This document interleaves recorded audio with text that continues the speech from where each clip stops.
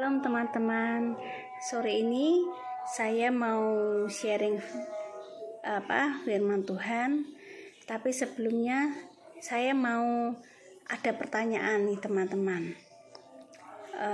Seandainya ada seorang yang bekerja dengan bos, dia disuruh apa aja, disuruh melakukan sesuatu yang berat-berat, dia melakukan. Namun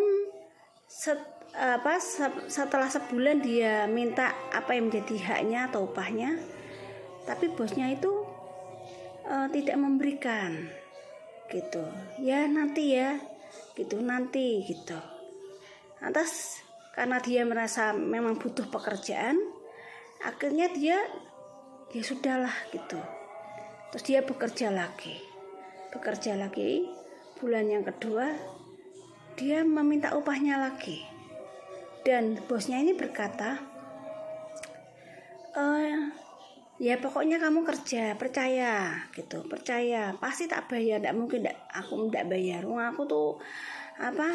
Aku tuh punya uang buat bayar gitu. Sampai bulan ketiga tetap tidak bayar gitu. Ini hanya sebagai ilustrasi ya teman-teman, sebagai ilustrasi saja gitu. Kemungkinan mungkin jarang ya yang ilustrasi seperti ini yang terjadi gitu. Tapi ya sebenarnya ada juga sih yang saya pernah bertemu sampai mungkin sekitar 2 tahun. Tapi kok herannya saya tuh kok mau gitu loh diperlakukan seperti itu. Walaupun akhirnya orang tersebut tetap keluar tanpa dibayar gajinya gitu. Lah, itu ada kisah nyata seperti itu gitu.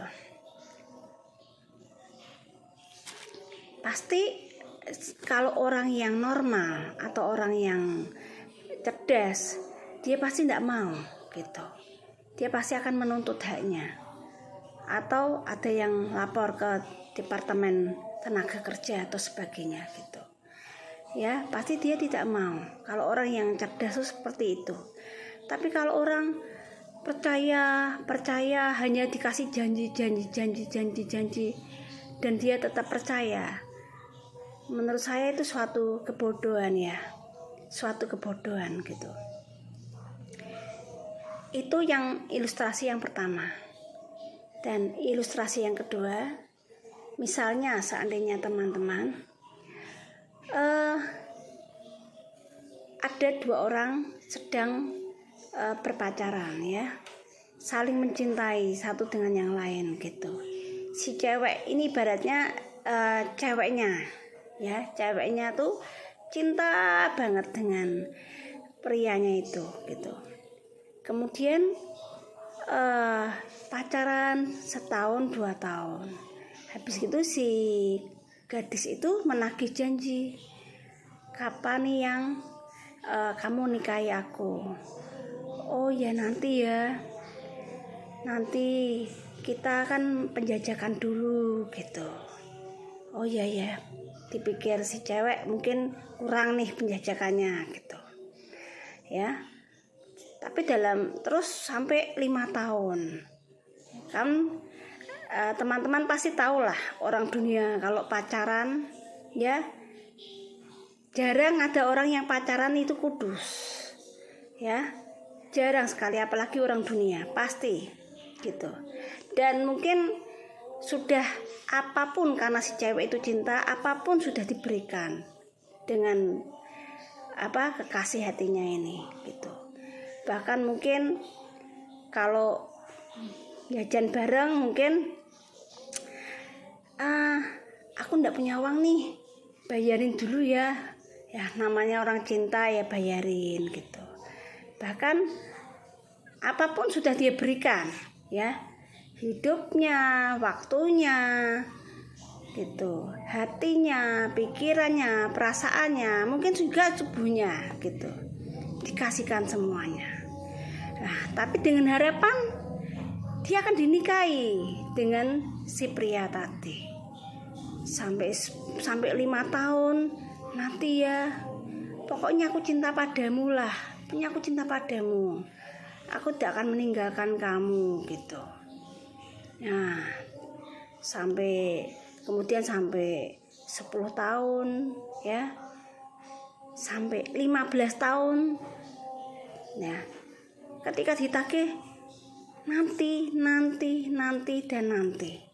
Jadi tidak ada ya kepastian aku menikahi kamu.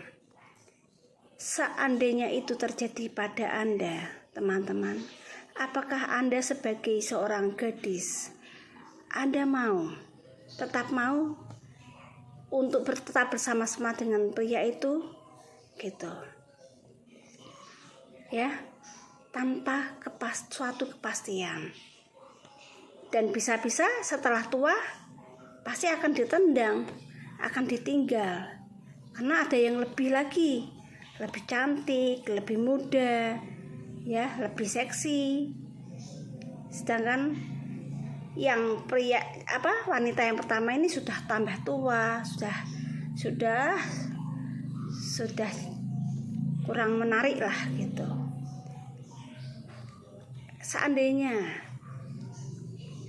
Anda itu di pihak wanita yang diperlakukan seperti itu, apakah Anda tetap mau untuk menanti pada suatu yang tidak pasti? Kalau orang cerdas tidak sampai 20 tahun atau 15 tahun, teman-teman ya, kita pasti tahulah gitu. Karena kita tuh diberikan Tuhan itu juga diciptakan Tuhan tuh segambar dan serupa dengan Tuhan. Diberikan hati, diberikan pikiran, diberikan hikmat, diberikan akal budi, diberikan akal sehat. Seharusnya kita bisa berpikir gitu, ini tidak benar, ini tidak benar. Itu namanya kita bijaksana. Makanya Tuhan berkata pada kita, hendaklah kita menjadi gadis yang bijaksana ya. Nah, dalam hal seperti ini, suatu menetapkan sesuatu yang untuk kita ikuti saja, kita tidak mempunyai kebijaksanaan. Bagaimana dengan hal-hal yang lainnya, teman-teman ya? Nah, seandainya saya pun juga tidak mau, misalnya cuma diberikan janji-janji yang tidak jelas, yang tidak pasti, saya pun tidak mau ya. Begitu pula dengan siapa Tuhan yang kita sembah, teman-teman. Apakah Tuhan yang kita sembah itu adalah Tuhan yang sanggup memberikan suatu kepastian kepada kita, yaitu kepastian akan hidup yang kekal, kepastian akan jaminan keselamatan ya, bukan keselamatan yang mudah-mudahan atau yang tidak pasti. Di dalam Tuhan Yesus itu ada kepastian, teman-teman, kepastian untuk mendapatkan kehidupan yang kekal, mendapatkan jaminan keselamatan. Mari kita baca di Yohanes 14 ayat 6. Ayat yang untuk meneguhkan ya, Yohanes 14 ayat 6. Kata Yesus kepadanya, "Akulah jalan dan kebenaran dan hidup. Tidak ada seorang pun yang datang kepada Bapa." Bapa itu Tuhan ya. Bapa itu lambang dari Tuhan yang adalah roh ya. Tuhan lambang dari empunya kerajaan surga ya, empunya kerajaan surga. Tidak ada seorang pun yang datang kepada empunya kerajaan surga, yaitu Bapa, kalau tidak melalui aku. Aku itu siapa? Aku itu Tuhan Yesus Kristus ya. Aku tuh Tuhan, yang dikatakan aku di sini Tuhan Yesus Kristus. luar biasa. Siapakah Tuhan Yesus Kristus? Kalau dia manusia biasa, siapakah dia? Tidak mungkin manusia biasa bisa dijadikan jaminan, ya, jaminan untuk dapat datang kepada empunya kerajaan surga. Kalau manusia biasa tidak mungkin. Saya yakin 1000%, bahkan bermiliar-miliar persen tidak mungkin. Kalau manusia biasa dia bisa dijadikan jaminan untuk menuju kepada Bapa yang di surga. Pasti dia berasal daripada Allah itu sendiri, Bapa itu sendiri, ya. Dan itu dinyatakan melalui kebangkitan Tuhan Yesus di antara orang mati. Manusia siapa yang bisa bangkit dari antara orang mati di seluruh dunia ini? Siapa? Coba sebutkan, ya, yang bisa bangkit sendiri, ya, bangkit sendiri dari antara orang mati. Kalau orang bangkit memang banyak, ya, karena belum waktunya, ya, itu mati suri. Tapi bangkit kemudian mati lagi, ya, kemudian mati lagi. Sedangkan Tuhan Yesus dia bangkit dari antara orang mati dan dia tidak mati lagi, teman-teman, tapi dia terangkat naik ke surga, ya. Dia terangkat naik ke surga, disaksikan oleh para muridnya. Manusia biasa, siapa yang mati dan kemudian dia bangkit kembali dan tidak pernah mati lagi, ya,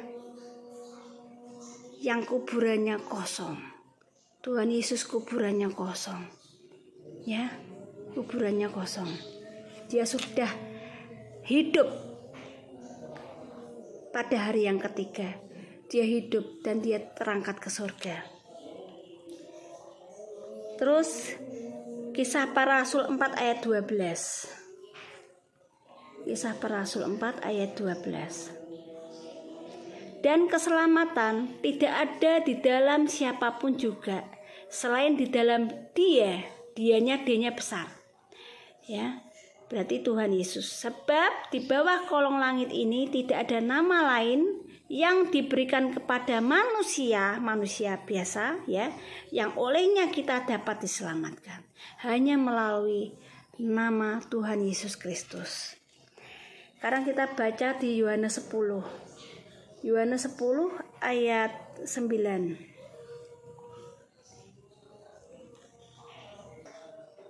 Akulah pintu. Barang siapa masuk melalui aku, ia akan selamat.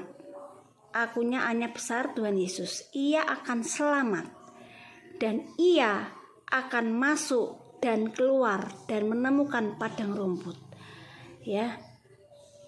Di sini Tuhan Yesus berani memberikan kepastian, memberikan suatu jaminan kepastian bahwa dirinya, ya, adalah pintu yang menuju pada keselamatan. Akulah pintu, barang siapa masuk melalui aku, ia akan selamat. Berarti dia berani menjamin bahwa melalui dirinya, orang yang masuk melalui pintu yaitu dirinya, ia akan selamat. Dan akan masuk dan keluar dan menemukan padang rumput. Padang rumput itu lambang dari, ya, kerajaan surga yang berlimpah-limpah, ya, yang berlimpah-limpah dengan kekayaan surgawi, ya. Kekayaan surgawi, damai sejahtera, sukacita, ya, apapun semuanya sudah Tuhan sediakan, yaitu suatu yang luar biasa, suatu yang mulia, suatu yang kudus, suatu kebenaran. Yohanes 3 ayat 36. Yohanes 3 ayat 36. Ya. Barang siapa percaya kepada Anak-nya besar, yaitu Tuhan Yesus, ia beroleh hidup yang kekal. Tetapi barang siapa tidak taat kepada Anak-nya besar Tuhan Yesus, ia tidak akan melihat hidup, melainkan murka Allah tetap ada di atasnya. Berarti orang yang tidak percaya pada Tuhan Yesus, murka Allah itu ada pada diri orang tersebut. Alias dia akan pasti menuju pada kebinasaan, dihukum Tuhan di dalam alam maut.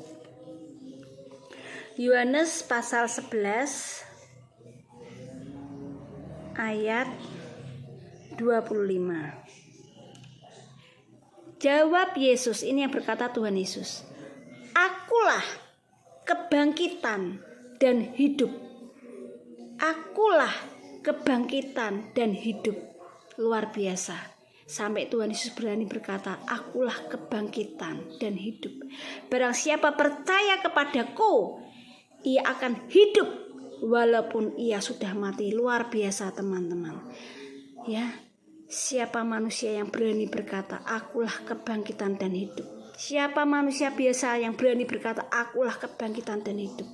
Barang siapa percaya kepadaku, ia akan hidup walaupun ia sudah mati.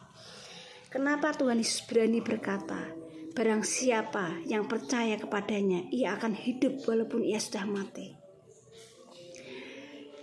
Dia adalah empunya, ya, kehidupan. Karena dia berkata, "Akulah kebangkitan dan hidup." Dibuktikan dari dia telah bangkit daripada orang mati, di antara orang mati, dan dia telah hidup untuk selama-lamanya. Ya. Nah, teman-teman, berarti di sini Tuhan Yesus sanggup memberikan jaminan kepastian untuk memperoleh keselamatan, untuk memperoleh hidup yang kekal. Itulah yang disebut dengan Tuhan yang benar, teman-teman. Jika Tuhan yang tidak sanggup memberikan jaminan keselamatan, tidak sanggup memberikan jaminan hidup yang kekal, berarti dia bukan Tuhan yang benar. Saya lebih baik terus terang, ya, berkata apa adanya. Saya tidak mau mutar-mutar, teman-teman. Lebih baik berkata apa adanya. Ya, jika ada Tuhan yang benar, berarti ada juga Tuhan yang tidak benar, alias palsu. Ya, di dunia ini pasti ada yang orisinil, ada yang palsu. Ada yang asli, ada yang palsu. Lah, sekarang tanda Tuhan yang benar itu yang seperti apa, teman-teman? Ya, tanda Tuhan yang benar itu seperti apa? Lantas seperti apa tanda Tuhan yang benar? Ya, yang pertama yang saya dapatkan itu, Tuhan yang benar adalah Tuhan yang memberikan kepada umatnya sesuatu yang bukan sifatnya fana atau sementara, namun mulia dan kekal selama-lamanya. Ya, kalau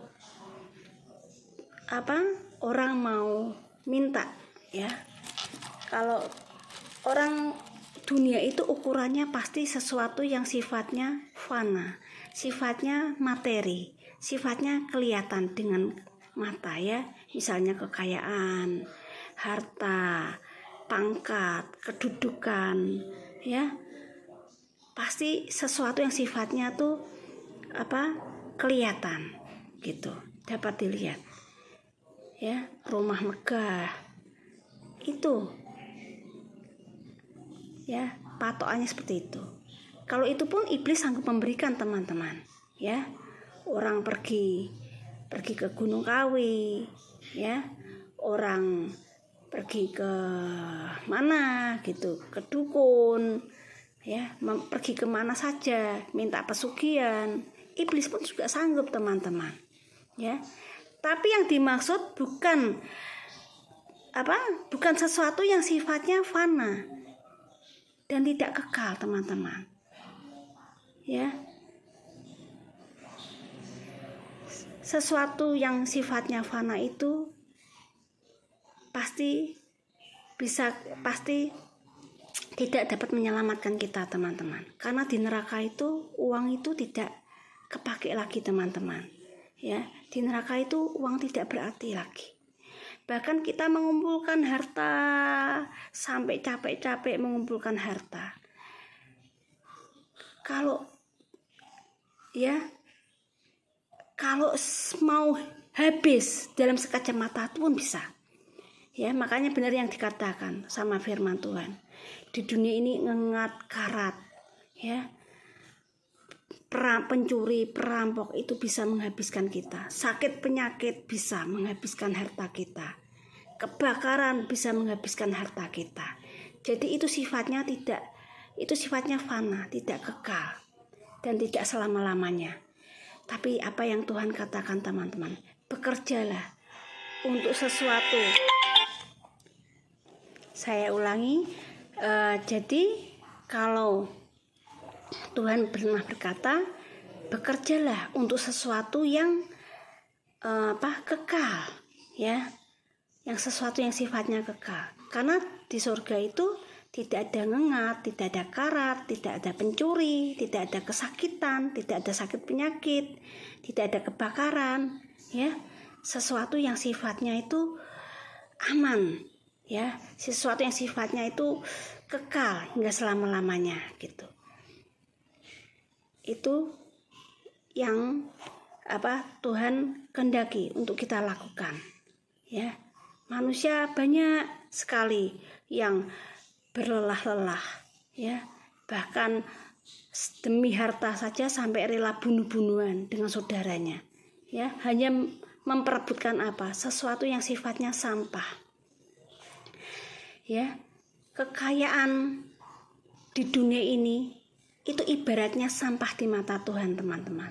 Walaupun orang punya rumah megah, rumah mewah, itu dikalikan 5.000, tidak ada papanya dengan rumah di surga, rumah Bapa di surga. Lawang ada orang yang pernah diajak Tuhan ke surga dan di neraka, itu dia bersaksi bahwa jalanan di surga itu terbuat dari emas yang tulen, murni tulen, sehingga berkaca saja sampai bisa. Ya, rumahnya dilapisi dengan mutiara, berlian yang mahal harganya. Dan berlian di sini kecil, itu mahal, ya. Orang sudah bangganya minta ampun. Tapi di sana besar-besar, teman-teman. Ya. Di sana tuh Tuhan menyediakan itu jauh luar biasa daripada yang di sini, di dunia. Di sini itu ibaratnya itu seperti sampah roksokan. Ya, tapi itu pun diperebutkan dengan manusia. Mereka sangat bangga dengan sampah, dengan roksokan, ya. Semuanya itu akan kita tinggalkan, teman-teman. Ya, itu yang dunia ini berikan itu seperti itu. Ya. Nah, dunia ini siapa penguasanya, teman-teman? Dunia ini penguasanya adalah si jahat. Kembali pada yang semula.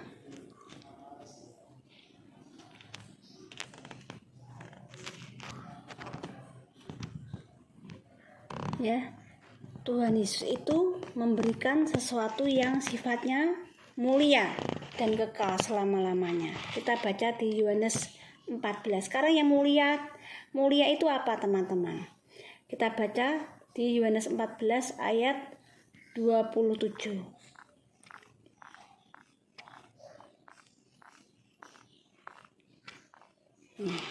Kalau pemberiannya iblis itu kan tadi, ya. Semuanya aku berikan kepadamu. Itu yang iblis berikan tuh seperti itu. Yang sesuatu sifatnya fana, ya. Yang sesuatu yang tidak kekal dan yang tadi saya katakan sebagai sampah itu di mata Tuhan. Tapi apa yang Tuhan yang benar yang berikan? Kita baca di Yohanes 14 ayat 27. Damai sejahtera ku tinggalkan bagimu. Damai sejahteraku ku berikan kepadamu, dan apa yang ku berikan tidak seperti yang diberikan oleh dunia kepadamu. Ya, tadi iblis memberikan sesuatu yang fana, ya, sesuatu yang fana. Janganlah gelisah dan gentar hatimu. Nah, damai sejahtera yang dunia tidak bisa berikan, ya, dunia tidak bisa berikan.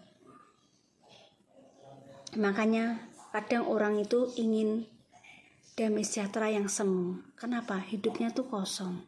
Tidak ada damai sejahtera dalam hidupnya. Makanya dia isi dengan sesuatu yang membuat dia itu bisa damai, bisa enjoy, ya. Pakai narkoba, ya, nyari pasangan gitu, supaya tujuannya supaya dia seneng, bahagia gitu. Tapi habis itu berantem, ya, habis itu sedih lagi, ditinggalkan, dicampakkan, ya. Tidak ada damai sejahtera di dunia ini. Damai sejahtera yang dunia ini berikan itu semu, itu palsu, ya. Karena apa? Iblis yang berikan, dunia yang berikan. Tapi damai sejahtera yang daripada Tuhan itu kekal hingga selama-lamanya. Dia ada dalam hidup kita. Dia tidak bisa dicuri oleh siapapun. Ya. Kalau harta bisa dicuri, tapi kalau damai sejahtera tinggal dalam hati kita, tidak ada seorang pun yang bisa ambil damai sejahtera itu di dalam hidup kita, teman-teman.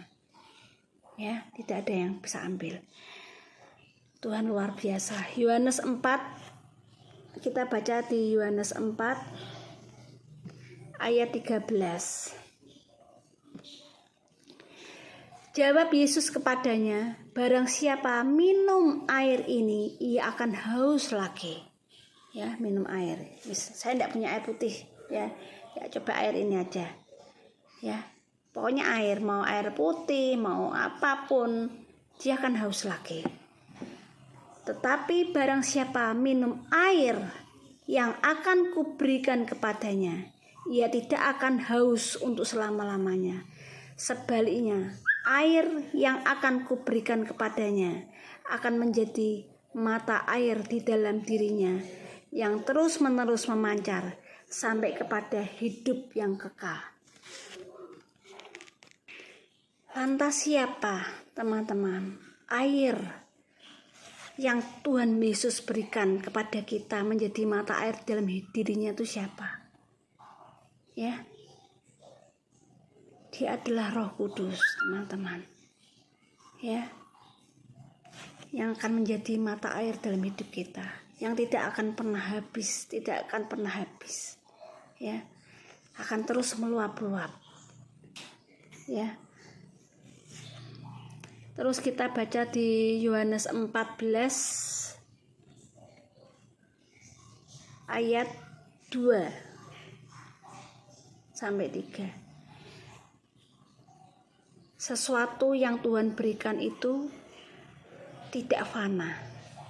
Ya, suatu yang luar biasa, yang tidak murah-murah, yang tidak murahan, yang tidak ecek-ecek, teman-teman. Di rumah Bapakku banyak tempat tinggal. Jika tidak demikian, tentu aku mengatakannya kepadamu, sebab aku pergi ke situ untuk menyediakan tempat bagimu. Dan apabila aku telah pergi ke situ dan telah menyediakan tempat bagimu, aku akan datang kembali dan membawa kamu ke tempatku, supaya di tempat di mana aku berada, kamu pun berada. Ini suatu luar biasa. Ibaratnya kalau Tuhan Yesus tuh diibaratkan, ibarat tuh diperumpamakan, ya. Dia mempelai laki-laki, sedangkan kita mempelai, umatnya tuh mempelai wanita. Ya, ini mempelai laki-laki yang luar biasa tanggung jawab. Ya, Tuhan Yesus tuh sangat tanggung jawab akan kehidupan kita, teman-teman. Dia menyediakan rumah bagi kita. Ya, tempat di mana kita itu benar-benar berlindung di sana, aman di sana. Sesuatu yang tempat yang luar biasa. Ya, beda kalau rumah di dunia ini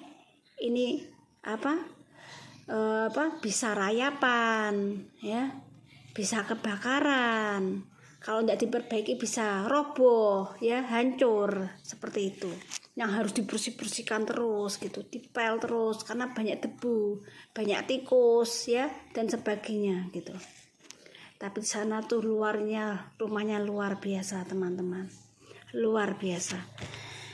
Sekarang pertanyaan saya, bagaimana dengan Tuhan yang tidak benar atau Tuhan yang palsu?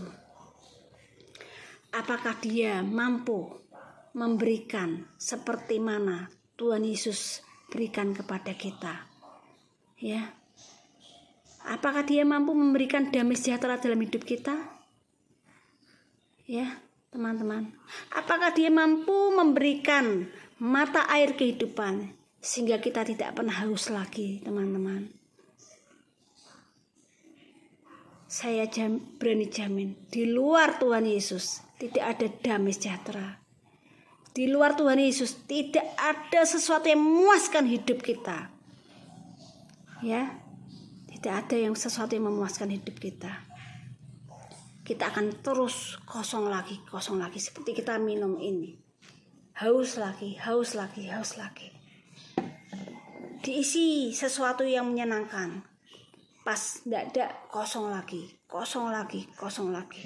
Harus ada sesuatu yang dari luar yang dimasukkan dari kita. Tapi kalau yang Tuhan berikan itu dari dalam hidup kita yang memancar keluar, teman-teman. Dan tidak akan pernah habis. Luar biasa, Tuhan Yesus itu luar biasa, ajaib, luar biasa mulia. Kalau Tuhan yang palsu bagaimana? Apakah dia sanggup memberikan kita jaminan rumah dalam kerajaan surga? Sanggupkah dia? Saya jamin tidak sanggup. Kalau sanggup, mana buktinya? Mana berani ayatnya? Tidak ada yang berani mengatakan seperti apa yang Tuhan Yesus katakan. Dan apabila aku telah pergi ke situ dan telah menyediakan tempat bagimu, aku akan datang kembali. Tuhan Yesus sebagai mempelai pria yang bijak, yang bertanggung jawab. Dia bertanggung jawab untuk menjemput mempelai wanitanya, untuk dibawa ke rumah Bapa yang di surga, ke rumahnya sendiri, ke rumah Bapa yang di surga, yaitu dirinya sendiri. Ya kan, dia berkata, aku dan Bapa adalah satu, supaya di tempat di mana aku berada, kamu pun berada. Yang bisa membawa kita ke surga adalah mereka yang berasal dari surga dan pernah turun ke dunia dan kembali datang dan naik ke surga. Dia berjanji akan datang kembali yang kedua kali untuk menjemput mempelainya. Tuhan Yesus luar biasa. Tuhan Yesus luar biasa. Dan yang kedua, Tuhan yang benar adalah dia sanggup memberikan suatu jaminan kepastian. Bukti. Ya, jaminan kepastian. Kalau kita mau beli rumah, ya pasti orangnya yang jual rumah pasti minta jaminan. Apakah kita benar-benar serius untuk membeli rumah itu? Maka dari itu kita berikan jaminan, yaitu berupa uang. Ya, berupa uang. Itu tanda bahwa kita serius untuk membeli rumah tersebut. Begitu pula tentang orang laki, ya, pria. Jika pria itu benar-benar serius untuk menikahi gadisnya, dia pasti akan memberikan jaminan, ya, berupa dilamar atau tunangan dulu, pakai cincin tunangan. Ya, tanda bahwa dia benar-benar mau mengikat, ya, mau terikat satu sama lain untuk menikah ke jenjang yang selanjutnya, gitu. Ya.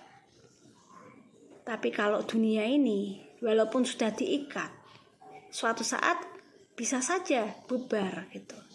Entah dari cowoknya yang ingkar janji atau ceweknya ingkar janji, ya, bubar, gitu. Tapi kalau Tuhan adalah Tuhan yang setia. Dia adalah Tuhan yang tidak pernah berdusta. Dia adalah Tuhan yang tidak pernah ingkar janji. Kalau manusia bisa ingkar janji, teman-teman, tapi Tuhan tidak pernah ingkar janji. Ya.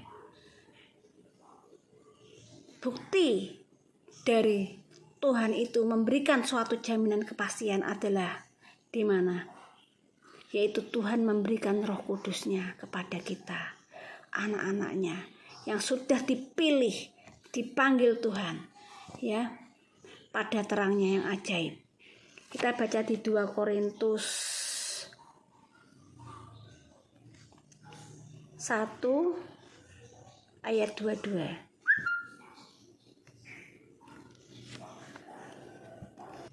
Kita baca mulai dari ayat 21 saja ya teman-teman.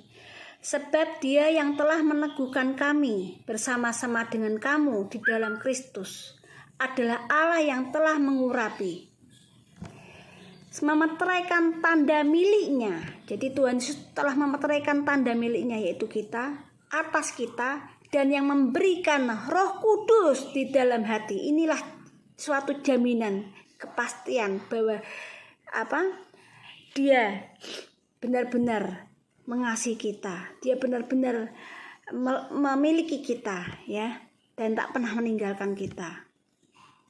Memberikan Roh Kudus di dalam hati kita sebagai jaminan dari semua yang telah disediakan untuk kita. Apa yang semuanya sudah disediakan untuk kita itu apa teman-teman? Rumah Bapa di surga, keselamatan, hidup yang kekal bersama Dia di kerajaan surga.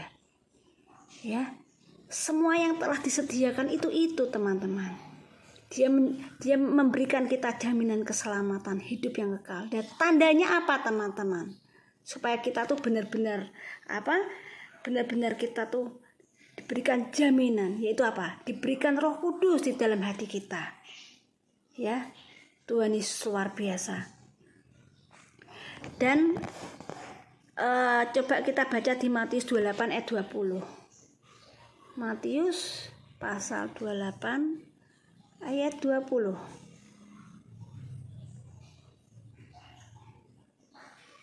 Ya, Tuhan Yesus juga pernah berkata demikian, aku tidak pernah meninggalkan engkau sebagai yatim piatu. Ya. Dan Matius 28 ayat 20, dan ajarlah mereka melakukan segala sesuatu yang telah kuperintahkan kepadamu, dan ketahuilah. Ya, ini saya garis bawahi ya, dan ketahuilah aku menyertai kamu senantiasa sampai kepada akhir zaman. Siapa yang menyertai kita teman-teman saat ini? Roh Kudus. Roh Kudus itu roh daripada Tuhan Yesus itu sendiri. Ya, Dia yang diutus oleh Tuhan Yesus untuk menyertai kita hingga kepada akhir zaman. Ini adalah jaminan bahwa Dia memberikan kita jaminan kepastian bahwa kita adalah miliknya untuk selama-lamanya. Lantas pertanyaan saya, bagaimana dengan Tuhan yang tidak benar teman-teman? Apakah Ia sanggup memberikan suatu kepastian akan hidup yang kekal di kerajaan surga? Apa tanda yang Dia berikan? Apa tanda yang diberikan untuk suatu kepastian bahwa kita pasti masuk surga? Tidak ada teman-teman, nothing.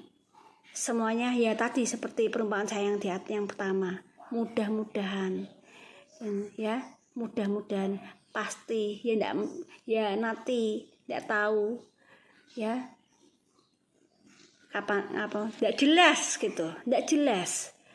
Lah masa kita ngikut yang tidak jelas seperti ini teman-teman? Ya, kita diberikan hikmat, diberi akal budi. Jangan sampai ada selubung yang menutupi hati dan pikiran kita teman-teman, sehingga kita tidak tahu kalau kita saat itu tuh sedang dibodohi oleh iblis, dibohongi oleh iblis. Karena iblis apa? Iblis adalah bapak segala pendusta.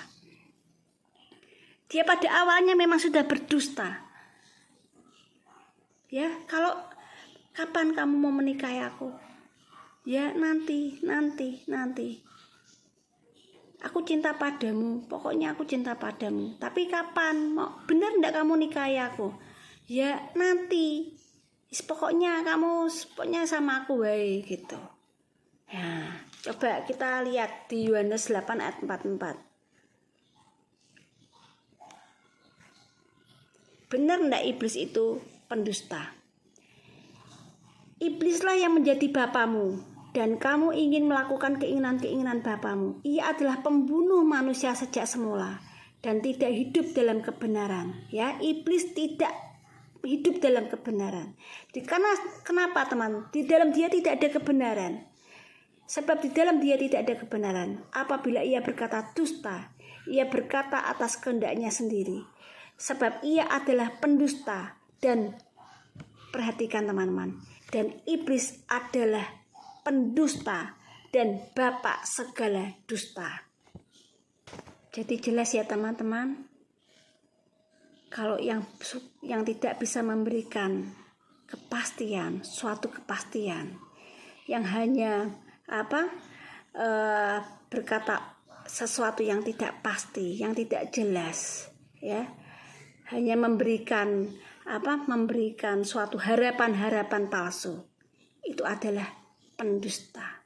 Siapakah pendusta itu, teman-teman? Dia adalah iblis, sebab iblis adalah bapak segala dusta. Ya, luar biasa, Tuhan Yesus luar biasa. Sekarang yang ketiga, teman-teman,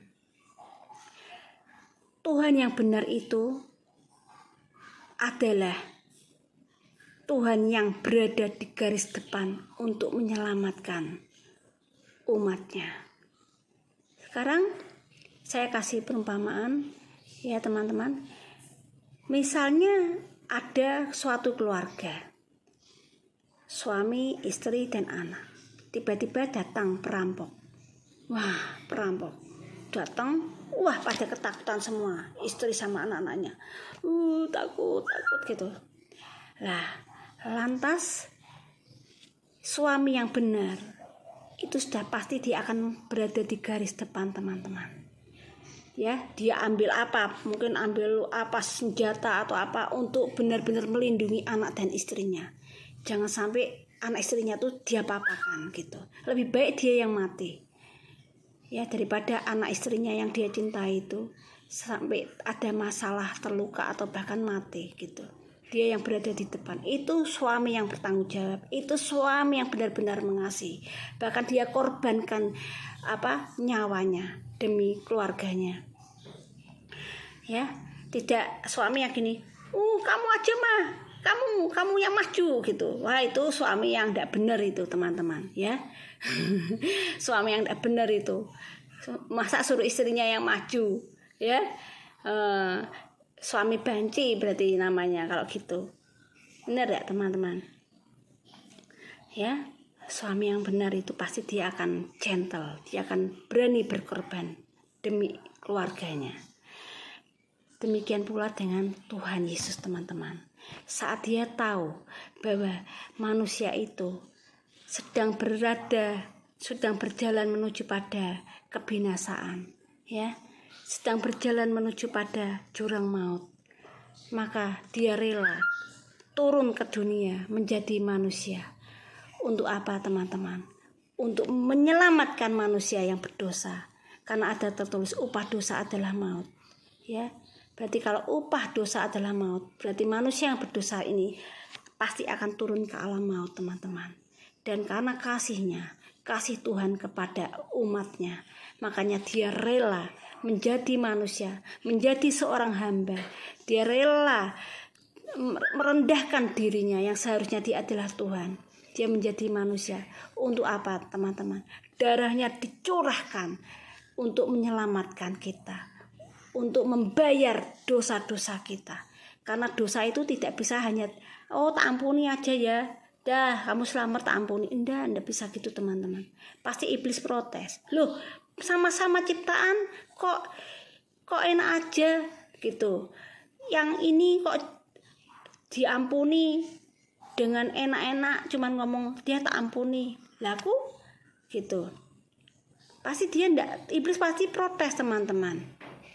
Ya, tidak mau dengan gampang menyerahkan manusia. Karena iblis tahu hukumnya Tuhan, teman-teman. Bahwa ada hukum tertulis di Alkitab.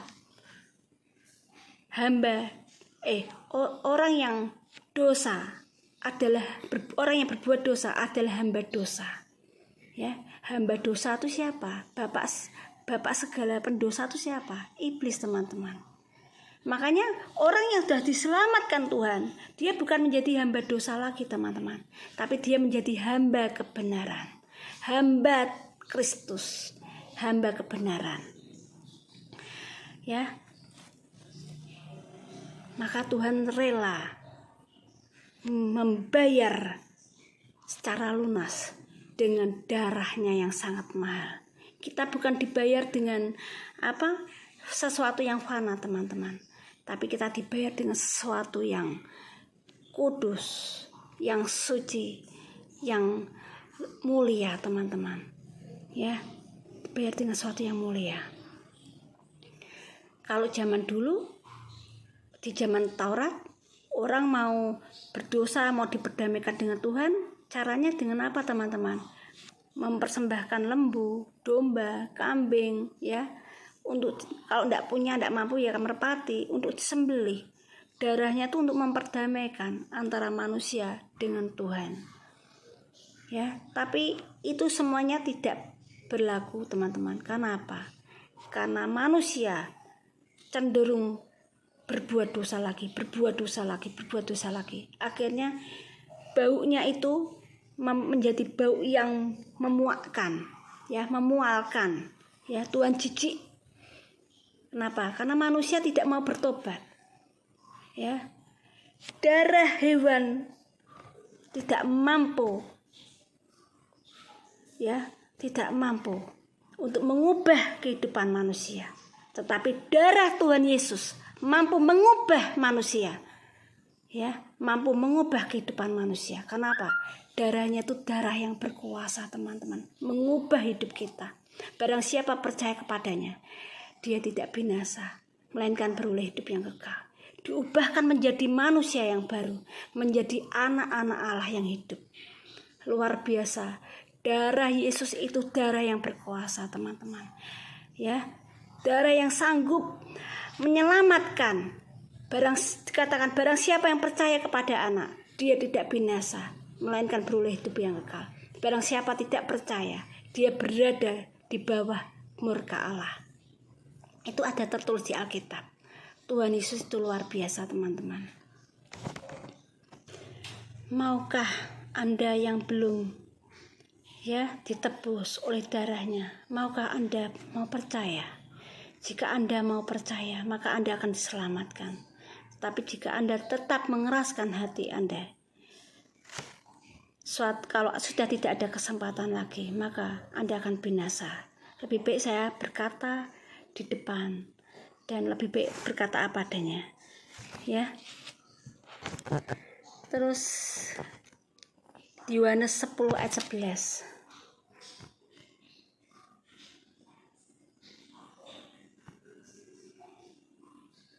Ini ayat yang terakhir, ya teman-teman. Akulah gembala yang baik. Ini yang dikatakan Tuhan Yesus. Gembala yang baik memberikan nyawanya bagi domba-dombanya. Kita adalah domba-domba Tuhan Yesus. Ya, kalau gembala yang baik, dia akan memberikan nyawanya. Dan terbukti bahwa Tuhan Yesus sudah memberikan nyawanya bagi kita, teman-teman. Supaya kita itu tidak binasa, tidak mati diterkam serigala. Serigala itu lambang daripada si jahat yang ingin membinasakan kita, ingin mencapik-capik kita, ingin menghancurkan hidup kita. Tapi Tuhan berkata, gadaku dan tongkatku menyertai engkau. Tuhan Yesus itu luar biasa. Coba kita sekarang saya mau tanya, bagaimana dengan Tuhan yang tidak benar atau Tuhan yang palsu? Apakah ia sanggup berkorban bagi umatnya? Apakah sebaliknya ia malah menjadikan umatnya sebagai korban? Ya, dengan menaruh kukuk atau beban-beban atau peraturan yang membebani manusia, yang manusia sesungguhnya tidak mungkin mampu untuk melakukannya. Ya, kalau kamu mau masuk surga, kamu harus begini, harus begitu, harus begini, harus begitu. Kalau kamu tidak begini, tidak begitu, ancamannya kamu masuk neraka. Takut. Jadi tidak ada damai sejahtera. Ya. Hanyalah ketakutan untuk menghadapi alam maut. Tapi ketika kita mengalami perjumpaan secara pribadi dengan Roh Kudus, Roh Tuhan Yesus yang hidup, itulah jaminan keselamatan yang Tuhan berikan. Bahkan untuk menghadapi maut pun kita tidak akan takut lagi. Makanya Rasul Paulus katakan apa? Hidup untuk Tuhan dan mati adalah keuntungan. Amin. Kiranya sharing firman Tuhan pada sore hari ini bisa menjadi berkat buat kita semuanya. Tuhan Yesus memberkati.